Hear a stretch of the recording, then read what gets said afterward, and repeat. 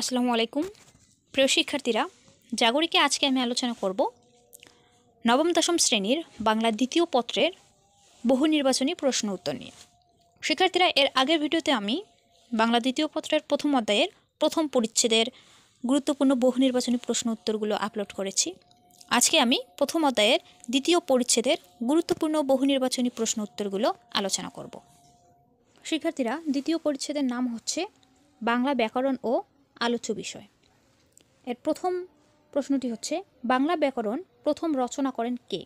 বাংলা ব্যাকরণ প্রথম রচনা করেন ম্যানুয়েল দ্য আশুম্প শাও। উত্তর হচ্ছে ঘ।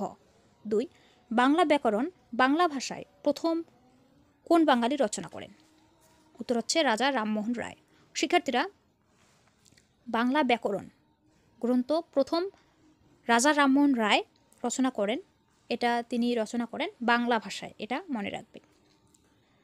3, রাজা রামমোহন রায়ের রচিত বাংলা ব্যাকরণের নাম কি? রাজা রামমোহন রায়ের রচিত বাংলা ব্যাকরণের নাম হচ্ছে গৌড়ীয় ব্যাকরণ। উত্তর হচ্ছে ক। 4, ব্যাকরণের কাজ কি? ব্যাকরণের কাজ হচ্ছে ভাষায় অভ্যন্তরীণ শৃঙ্খলা আবিষ্কার করা। ভাষার মাঝে যে শৃঙ্খলা রয়েছে, ভাষার ভিতরের অভ্যন্তরীণ শৃঙ্খলা, এটা আবিষ্কার করা হচ্ছে ব্যাকরণের কাজ। সঠিক উত্তর হচ্ছে ঘ। 5, ব্যাকরণ শব্দের সঠিক অথবা ব্যুৎপত্তিগত অর্থ কী? উত্তর হচ্ছে খ, বিশেষভাবে বিশ্লেষণ। এটা হবে বিশ্লেষণ। 6, কী কারণে ব্যাকরণ পাঠের প্রয়োজন? এর উত্তর হচ্ছে ভাষা শুদ্ধাশুদ্ধি নির্ণয়ের জন্য। খ। 7, বাংলা ব্যাকরণের প্রধান আলোচ্য বিষয় কয়টি? বাংলা ব্যাকরণের প্রধান আলোচ্য বিষয় হচ্ছে 4টি। উত্তর হবে গ। 8, আলোচনার বিষয়বস্তু অনুসারে বাংলা ব্যাকরণকে কয়টি অংশে বিভক্ত করা হয়েছে? উত্তর হবে 4টি।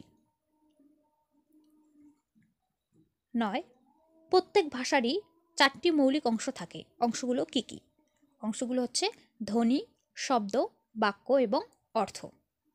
ধ্বনি, শব্দ, বাক্য, অর্থ, এগুলো হচ্ছে ভাষার মৌলিক অংশ। এটা যে কোনো ভাষার।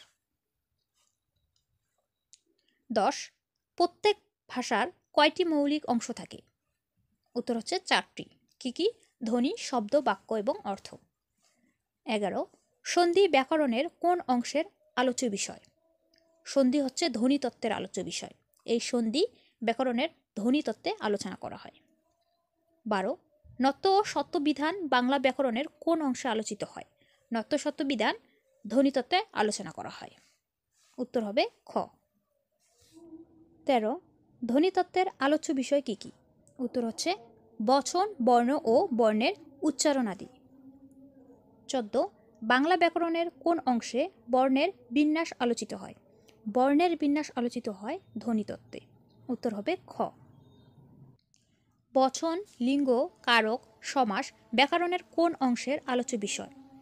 এগুলো রূপতত্ত্বের আলোচ্য বিষয়। কারক, সমাস, লিঙ্গ, বচন এগুলো হচ্ছে ব্যাকরণের রূপতত্ত্বে আলোচনা করা হয়। ক্রিয়ার কাল ও পুরুষ ব্যাকরণের কোন অংশে আলোচিত হয়? ক্রিয়ার কাল এবং পুরুষ এগুলো রূপতত্ত্বে আলোচিত হয়। 18, প্রত্যয় ও সমাস ব্যাকরণের কোন অংশে আলোচনা করা হয়? প্রত্যয় এবং সমাস এগুলো আলোচনা করা হয় শব্দতত্ত্বে। দেখি এখানে কোথায় শব্দতত্ত্ব আছে। গ নম্বরে শব্দতত্ত্ব আছে। উত্তর হবে গ। 19, ধাতুর পরে ব্যাকরণের কোন অংশে আলোচিত হয়? এটি হবে ধাতুর রূপ। ধাতুর রূপ ব্যাকরণের কোন অংশে আলোচিত হয়? ধাতুর রূপ রূপতত্ত্বে আলোচিত হয়। 20, পদ প্রকরণ ব্যাকরণের কোন অংশের আলোচ্য বিষয়? পদ প্রকরণ এটি হচ্ছে রূপতত্ত্বের আলোচ্য বিষয়। 21, বিভক্তিহীন নাম শব্দকে কি বলা হয়? বিভক্তিহীন নাম শব্দকে বলা হয় প্রাতিপদিক। এর সঠিক উত্তর হচ্ছে গ নম্বর। তো শিক্ষার্থীরা, এদের মধ্য দিয়ে আমাদের প্রথম অধ্যায়ের বহু নির্বাচনী প্রশ্নগুলো শেষ। এর আগের ভিডিওতে আমি